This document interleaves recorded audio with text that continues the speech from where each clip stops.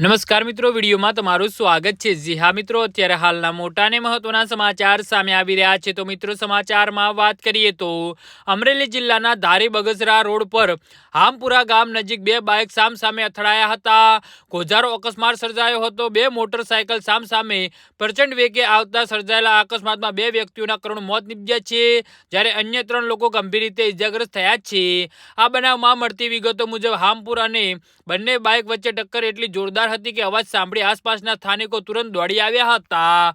જી હા મિત્રો, અકસ્માતમાં પ્રવીણભાઈ વલ્લભદાસ દાણીધારિયાએ અને દિનુભાઈ બોલુચ વાળાએ બે વ્યક્તિઓના ગંભીર ઇજાઓ પહોંચતા તેમનું સારવાર દરમિયાન મોત નીપજ્યું હતું। આ બનાવ અંગે સ્થાનિક લોકો તાત્કાલિક 108 એમ્બ્યુલન્સને જાણ કરતા ઇજાગ્રસ્તોને પ્રથમ ધારી સિવિલ હોસ્પિટલ ખસેડવામાં આવ્યા હતા, જ્યારે બાઇકમાં બેઠેલા માધવીબેન, રેણુકાબેન અને રુસ્કાનાબેનને હાલત નાજુક જણાવતા તેમને વધુ સારવાર અર્થે અમરેલી રિફર કરવામાં આવ્યા છે।